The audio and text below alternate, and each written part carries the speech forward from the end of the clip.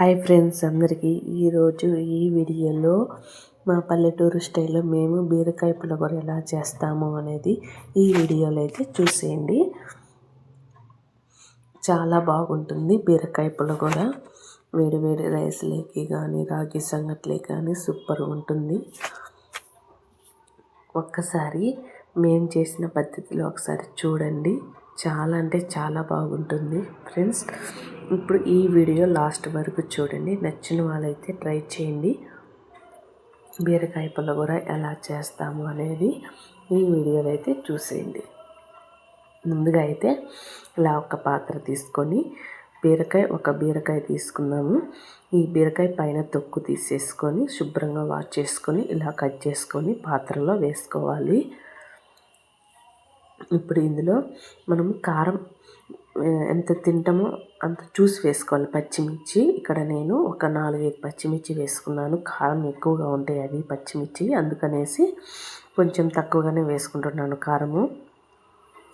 2 medium size టమోటాలు వేసుకోవాలి. ఇంకా వాటర్ వచ్చేసి ఒక గ్లాస్ కానీ గ్లాస్న్నర కానీ వాటర్ వేసుకోవాలి. కొద్దిగా చింతపండు వేసుకోవాలి. చిన్న నిమ్మకాయ సైజు అంత చింతపండు వేసుకొని కొద్దిగా పసుపు వేసుకోవాలి. ఇలాగా పసుపు వేసుకొని స్టవ్ పైన పెట్టుకొని స్టవ్ వెలిగించుకొని స్టవ్ పైన పెట్టేసుకొని ఇట్లా గెంటితో ఒకసారి కలిదిప్పుకోండి.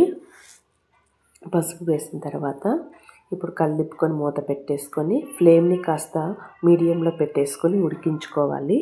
మధ్య మధ్యలో ఇలాగ మూత తీస్తూ కలుపుతూ ఉండాలి. అలాగే ఉడికిందా లేదా అనే కూడా చూసుకోవాలి. కొంచెం కల్లుప్పు వేసుకుందాము. ఇప్పుడు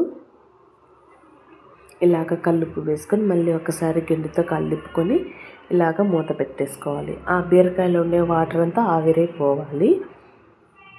బీరకాయ ఉడకడానికి ఎక్కువ టైం కూడా పట్టదు కదా, తక్కువ టైమే పడుతుంది.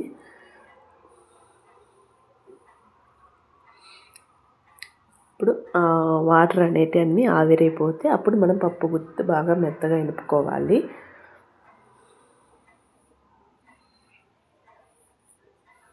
చూసారా, ఇలా ఆ విధంగా నీళ్ళన్నీ ఆవిరైపోయినాయి. ఈ విధంగా మెత్తగా ఉడికిపోయింది. ఇప్పుడు పప్పు గుత్తితో మెత్తగా ఎనుపుకోవాలి.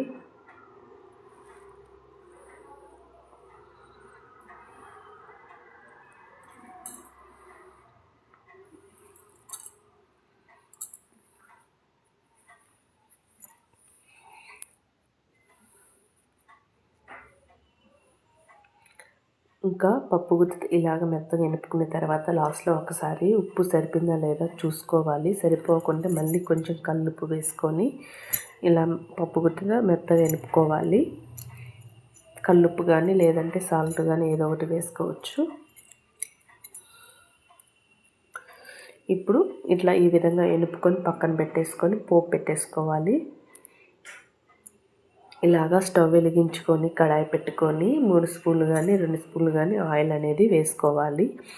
ఆయిల్ కొంచెం బాగా వేడెక్కిన తర్వాత 1 స్పూన్ పోపు దినుసులు వేసుకోవాలి. 1 స్పూన్ పోపు దినుసులు కాస్త వేగిన తర్వాత ఇందులో వెల్లుల్లిపాయలు ఒక 4-5 పచ్చ దంచి వేసుకొని 2 ఎండుమిర్చి, కొంచెం కరివేపాకు, ఒక చిన్న మీడియం సైజు ఆనియన్ ఇలా పొడుగ్గా కట్ చేసుకొని వేసుకోవాలి. ఈ పోపు అనేది కాస్త వేగనివ్వాలి.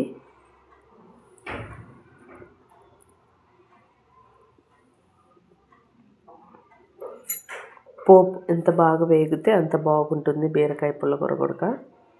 ఇప్పుడు చూసారా, పోపు అనేది ఆ విధంగా వేగనివ్వాలి. ఇప్పుడు ఈ బీరకాయ మనం ఎనిపి పెట్టుకున్నాం కదా పక్కన, ఇప్పుడు కడాయిలో వేసుకొని ఒకసారి బాగా మిక్స్ చేసి కలుపుకోవాలి.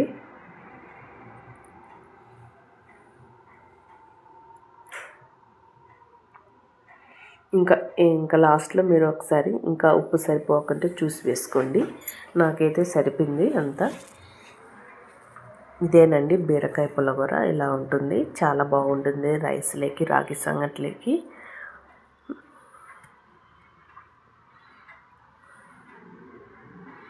సింపుల్గా ఇలా ఈ విధంగా ఉంటుంది బీరకాయ పులిహోర. నచ్చిన వాళ్ళైతే ట్రై చేయండి ఫ్రెండ్స్. బీరకాయ పులిహోర ఈ విధంగా.